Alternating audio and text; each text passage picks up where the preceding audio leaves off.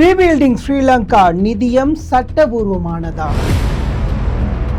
ஆர்டிஐயின் ஊடாக வெளிப்பட்ட 8 முக்கிய தகவல்கள். நிதியத்தினுடைய செயற்பாடுகள் என்னென்ன? எவ்வளவு நிதி கிடைத்திருக்கிறது?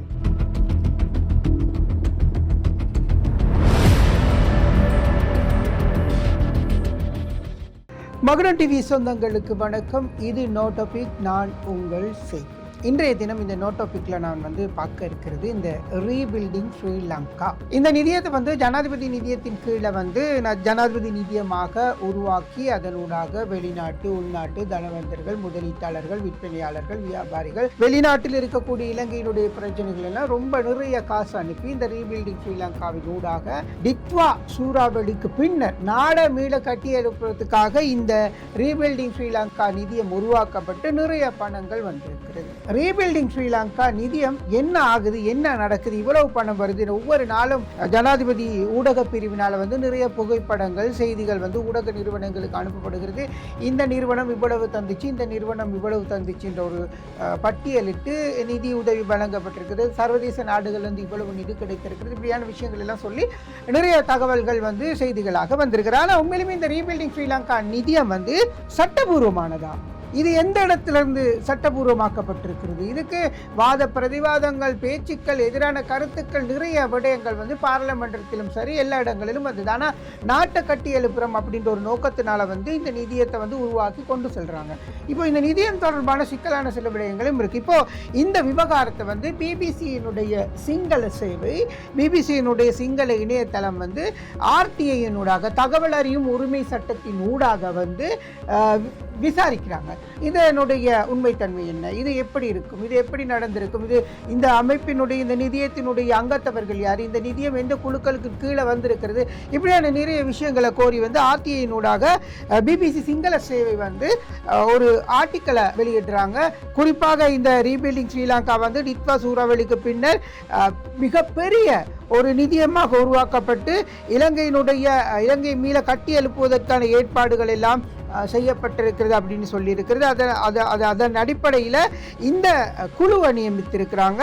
இந்த குழுவுக்கான செயற்பாட்டாளர்களாக தொழில் அமைச்சினுடைய, அதே போல நிதி திட்டமிடல் விவகார அமைச்சினூடாக பிரதி அமைச்சர் அனில் ஜெயந்த தலைமைத்துவத்துக்கு கீழே இந்த ரீபில்டிங் ஸ்ரீலங்கா நிதியம் உருவாக்கப்படுகிறது. ஆனால் ஒரு விஷயம் உங்களுக்கு தெரியுமா?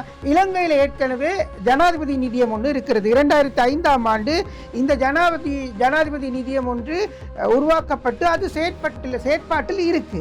இப்போ இங்குதான் சிக்கல் இருக்கு. ஏற்கனவே ஒரு ஜனாதிபதி நிதியம் அல்லது ஜனாதிபதியின் ஊடாக நியமிக்கப்படுகிற ஜனாதிபதி ஊடக பிரிவு கையாளக்கூடிய சில விடயங்கள் கூட இருந்திருக்கிறது. எனவே இந்த நிதியம் இருக்கின்ற பொழுது இன்னும் ஒரு நிதியத்தை உருவாக்குறது முறையா, சரியா, அதற்கான சட்ட நடவடிக்கைகள் என்ன, அது எப்படி முன்னெடுத்து செல்லலாம் அப்படின்ற ஒரு விடயத்தை செய்ய முடியுமா என்ற கேள்வி வழங்கி இருக்கிறது. குறிப்பாக 2005ஆம் ஆண்டு இலங்கையினுடைய அரசியலமைப்புக்கு அமைய ஜனாதிபதி நிதியம் ஒன்று நிறுவப்பட்டிருப்பதாக சொல்லப்படுகிறது.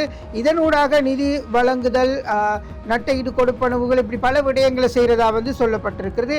ஆனால் அதற்கு பிறகு இந்த டிட்வா சூறாவளியின் பின்னர் நாட்டை கட்டி எழுப்புறதுக்காக ரீபில்டிங் ஸ்ரீலங்கா ஜனவரி மாதம் 13ஆம் தேதி அனுரகுமார திசாநாயக்கவினுடைய தலைமையில் ஆரம்பித்து வைக்கப்பட்டிருக்கிறது. எனவே இந்த நிதியம் சட்டபூர்வமானதா அப்படின்றத ஆராயறதுக்கு தான் பிபிசி இந்த ஆர்டிஐயினூடாக தகவல்களை கோரி இருந்தது. இது 2026 ஜனவரி மாதம் 23ஆம் தேதி ஜனாதிபதி செயலகத்தில் இந்த நிதியம் இருக்கிறது. எனவே இதற்கூடாக விசாரணைகள் செய்யணும், தகவல்களை பெற்றுக்கொள்ளணும் அப்படின்னு சொல்லி இந்த நிதியத்தினூடாக கேள்விகளை கேட்டிருந்தாங்க. ஜனாதிபதி தலைமையில யார் யார் இதுக்கு வந்திருக்கிறாங்க, இந்த நிதியத்துக்குள்ள வந்திருக்கிறாங்கன்னு சொல்லி 8 கேள்விகள் ஆரம்பத்தில் சொன்னேன்.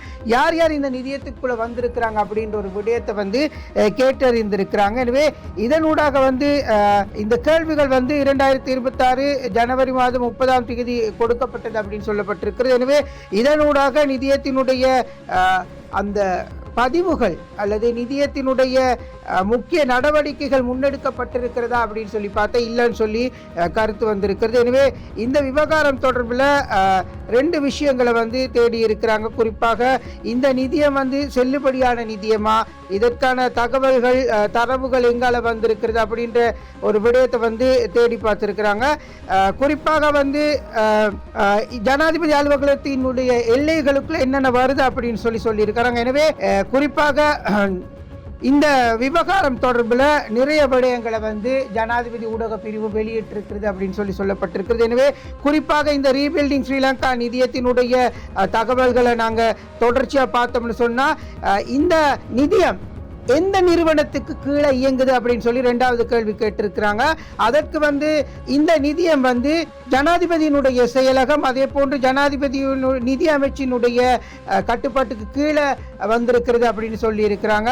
ஆனால் இதற்கான குழுவையோ இதற்கான ஏனைய நடவடிக்கைகளோ முன்னெடுக்கப்படலை அப்படின்னு சொல்லி அந்த 2வது கேள்விக்கு பதில் வழங்கி இருக்கிறாங்க. அதே போன்று இந்த நிதியம் சட்டபூர்வமாக அங்கீகரிக்கப்பட்டிருக்கிறார், இதனுடைய சட்டத்தன்மைகள் என்ன, இதனுடைய சட்ட விதான என்ன, எந்த சட்டத்தின் கீழே இது வந்து சட்டமாக்கப்பட்டிருக்கிறதா இல்ல அப்படின்ற சில கேள்விகளை வந்து கேட்டிருக்கிறாங்க. ஆனா ஜனாதிபதி ஊடக பிரிவு இது தொடர்பில் டிசம்பர் மாதம் 1ஆம் தேதி ஒரு அறிக்கை ஒன்றினை வெளியிட்டிருக்கிறது. இதனூடாக வந்து இந்த இது தொடர்பாக ஆராய்ந்து மேலதிக தகவல்கள் வழங்கப்படும் அப்படின்னு சொல்லப்பட்டிருக்கிறது. எனவே இந்த நிதியத்திற்கு வந்து வெளிநாட்டவர்கள், உள்நாட்டவர்கள், சர்வதேச நாடுகள், நன்கொடையாளர்கள் வந்து நிதி அளிக்க முடியும் அப்படின்ற சொல்லப்பட்டிருக்கிறது. இது ஒரு வங்கி கணக்கினூடாக நிதிகளை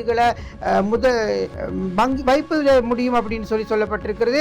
ஆனால் 2005ஆம் ஆண்டு இருக்கக்கூடிய நிதியத்தினுடைய சிக்கல்கள் இங்கு சில விஷயங்கள் இருக்கு அப்படின்னு சொல்லப்பட்டிருக்கிறது. குறிப்பாக அதே போல பாத்தீங்கன்னு சொன்னா இந்த விவகாரத்தில் வந்து அரசாங்கத்தினுடைய அந்த ரீபில்டிங் ஸ்ரீலங்கா இணையதளம் இருக்கு இல்லையா, ரீபில்டிங் ஸ்ரீலங்கா .gov.lk என்கின்ற அந்த இணையதளம் சொல்லி இருக்கிறது மாதிரி ஜனாதிபதி செயலக அலுவலகத்தின் கீழே வந்து இந்த நிதியம் வந்து நிறுவப்பட்டிருக்கிறது.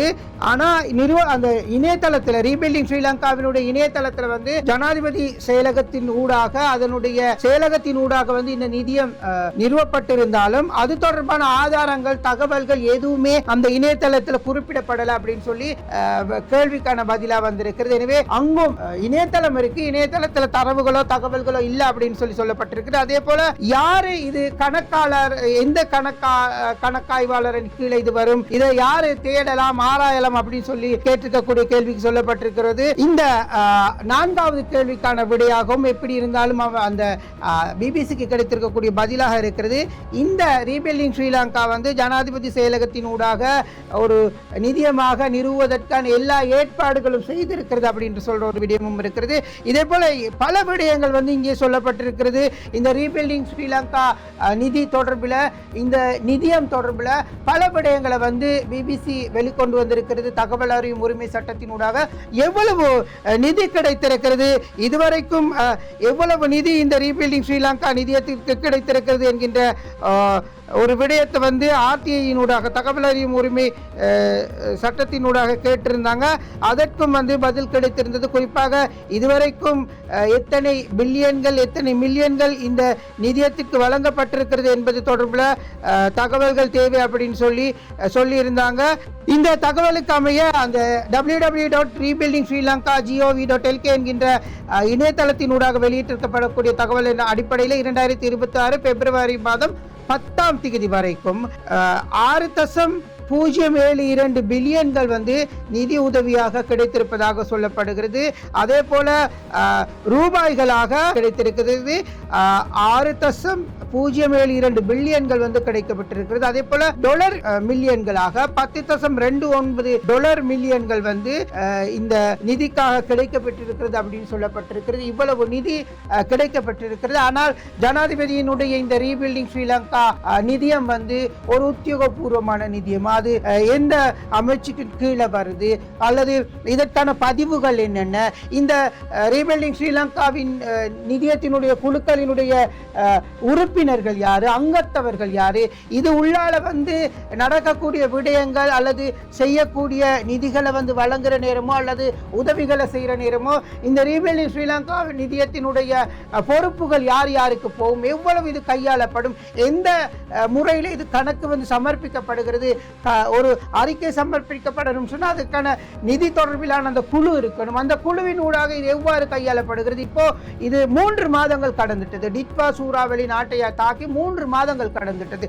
3 மாதம் கடந்தும் நேற்று முன்தினம் கூட ஜனாதிபதியின் ஊடக பிரிவிலிருந்து புகைப்படத்தோட வருது, ரீபில்டிங் ஸ்ரீலங்காவுக்கு இவ்வளவு காசு கொடுத்திருக்கிறாங்க இந்த அமைப்பு அப்படின்ற சில தகவல்கள் கூட ஒவ்வொரு நாளும் அப்டேட் ஆகி கொண்டே இருக்கிறது. ஆனால் இந்த நிதி இவ்வளவு நிதியை கையாளுறதுக்கான ஒரு முறை, அதற்கான ஒரு அமைப்பை உருவாக்கி அந்த நிதியத்தின் ஊடாக அந்த நிதியத்திற்குடைய பொறுப்புக்கு ஒருத்தரை நியமிச்சிருக்கிறாங்களே தவிர ஏன் எந்த திட்டங்களும் சரிவர இல்லை, முறையாக இல்லை அப்படின்னு சொல்லப்படுகிறது. எனவே இது பலர் பலவிதமாக கேள்வி எழுப்புறாங்க. ஆனால் பிபிசி சர்வதேச ஊடகம் ஒன்று இது தொடர்பில் RTIயின் ஊடாக தகவல் அறியும் உரிமை சட்டத்தின் ஊடாக தகவல்களை பெற முயற்சிக்கிற நேரம் அந்த கேள்விகளுக்கான பதில்கள் எல்லாம் ஏனோ தானோ என்ற பதில்களாக இருக்குது அப்படின்னு சொல்லப்பட்டிருக்கிறது. எனவே தெளிவான பதில்கள் இல்லை, கேட்கப்பட்ட 8 கேள்விகளுக்கும் தெளிவான முடிவுகள் இல்லை அப்படின்னு சொல்லப்படுகிறது.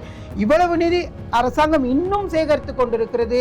ஒரு பெரிய விழாவை நடத்தி ஜனாதிபதி தலைமையில் நிதியம் ஒன்றை உருவாக்கி அந்த நிதியத்தினுடைய செயற்பாடுகள் என்ன ஆகி கொண்டிருக்கிறது என்கின்ற தகவல்கள் கூட இன்னும் வெளியில வரல. இந்த அறிக்கையின்படி இதுவரைக்கும் இந்த குழு நியமிக்கப்படல, இதற்கான ஏற்பாடுகள் செய்து கொண்டிருக்கிறோம், நிதியத்தினுடைய உறுப்பினர்கள் நியமிக்கிறதுக்கு ஏற்பாடு செய்து கொண்டிருக்கிறோம். 3 மாதம் ஒரு எல்லா விடயத்திலையும் அந்த தெளிவா இல்லாத ஒரு அரசாங்கமாக இருக்கு அப்படின்னு சொல்றது இந்த தகவல் அறியும் உரிமை சட்டத்தினுடைய அந்த விடயத்திலே பிபிசி கோரி இருக்கிற இந்த விடயத்திலே தெளிவாக கூறுகிறது. எனவே இந்த ரீபில்டிங் ஸ்ரீலங்கா மீண்டும் ஒரு முறை இந்த ரீபில்டிங் ஸ்ரீலங்கா நிதியம் சட்டபூர்வமானதாக இருந்தால் என்ன ஆதாரங்கள், சட்டபூர்வமானதற்கான என்ன தகவல்கள், எதுவுமே வெளியில இல்லை. நிதியம் கோர்றாங்க, நிதி கேட்குறாங்க, மக்கள் கொடுக்குறாங்க, நிறுவனங்கள் கொடுக்குது, உலக நாடுகள் வழங்குது. அது தொடர்பில் ஒரு பொறுப்பான ஒரு பதில் சொல்லக்கூடிய ஒரு நிலைமையில இல்லை என்பதுதான் ஒரு உண்மையான ஒரு விடயமாக இருக்கிறது. பிபிசியினுடைய இந்த அறிக்கை, அந்த ஆவணத்தை, அந்த செய்தி ஆவணத்தை பார்க்கிற நேரம் தெளிவாக தெரிகிறது. எனவே பொறுத்திருந்து பார்க்கலாம் என்ன நடக்கிறது இந்த நிதியத்தினுடைய செயற்பாடுகள், இல்லை எதிர்காலத்தில் இந்த நிதியத்தினுடைய விடயங்கள் எவ்வளவு தூரம் சாதாரணமாக நடைபெறுகிறது என்பதை நாங்கள் பொறுத்திருந்து பார்க்கலாம். விடைபெற்றுக் கொள்கின்றேன். நான் சேகு. நன்றி, வணக்கம்.